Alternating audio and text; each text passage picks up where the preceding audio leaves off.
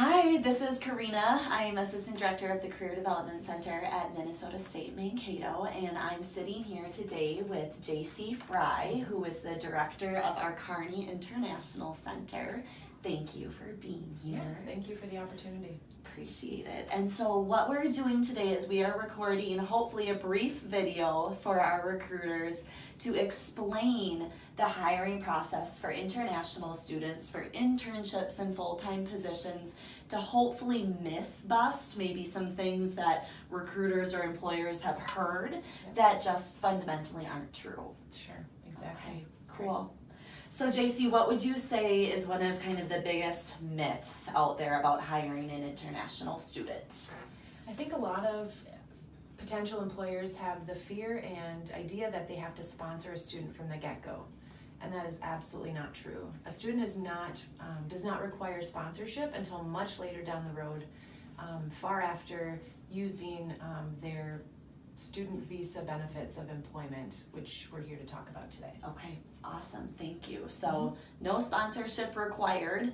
I hear that a lot from employers too. Sure. So thanks for that. Yeah. JC, can you just explain to us how internships work at the university for academic credit? Sure, yep. So Curricular Practical Training is the term that the U.S. government uses for off-campus internship opportunities for international students. So they look two different ways on our campus. So they're either registered for an academic internship in their program of study, and it has to be required for their program, and they get a job offer and they get approval from their academic advisor, register for the course, and then they simply come to our office, the Kearney Center, and we process their employment authorization. Can be same day. Doesn't cost the student anything, doesn't cost the employer anything, and it can be turned around in a matter of a day or two.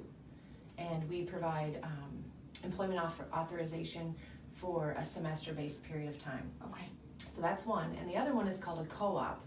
And so this is a pretty attractive option for STEM majors and accounting majors, and it provides them the opportunity to register for a 0-credit course in co-op for their program, and which equals 0 tuition, right? And then it allows them to work as much as they need to, likely 40 to 60 hours a week, to get a real full-fledged career and curricular experience.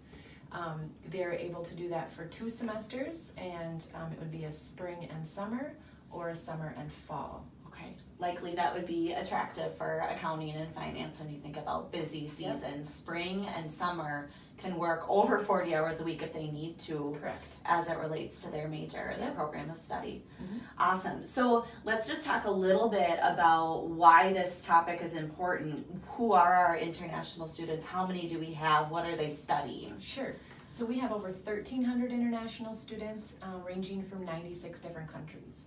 And the majority of our students study in CSET, so engineering is a big major, construction management. We also have a lot of interest in aviation and international relations. Okay. Business programs. Great, great. So many of those students that you're talking about, you've used the word STEM. Can you explain maybe the difference between a STEM student, how long they can get hired to work? Sure, absolutely.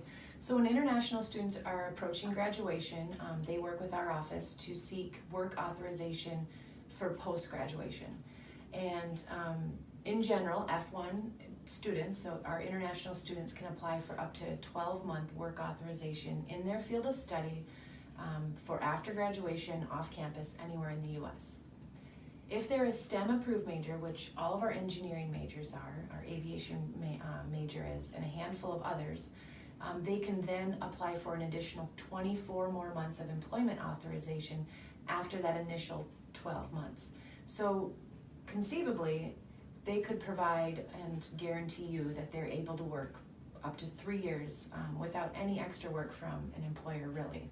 Perfect. So what I'm hearing from you is that's a lot of work, paperwork, documentation on the part of the student and at the university, and that's our job to do that, and it's our pleasure to do that. But in terms of the employer, it's really as similar process, an interview, a job offer, like a U.S. native student. Correct. Yep. The STEM extension does require a little bit extra work because in the eyes of the government, this is still a training period. And so the student needs to work with their employer every 6 months, just setting some new goals for that next period. And then when that 6 months is up, they revisit those goals and make recommendations for the next review period. So it's a great opportunity for the student to grow as an employee in your department, and an opportunity for an employer to actually get a lot out of a hardworking student. Yeah. Sounds like a pretty standard annual review process that a lot of these employers are likely already doing with new hires. So couple bullet points that I'm thinking about. There's so much turnover right now in computer science and engineering. So the likelihood of a international student maintaining their employment status with the same employment for 3 years, would you say that's pretty strong for an international student? Yeah, I think they're pretty loyal and they're looking to get some real work experience after their graduation. So yeah, I do. Okay. Yeah, one extra thing to know about a STEM student, if you have employed someone who's on OPT and approaching the STEM extension application, the employer has to be E-Verify, which is a really simple process. You just go onto Google and type in E-Verify process, and it's just a couple extra pieces of paper for your HR office to work with the U.S. government just to make sure that the students have eligibility to be employed. Awesome.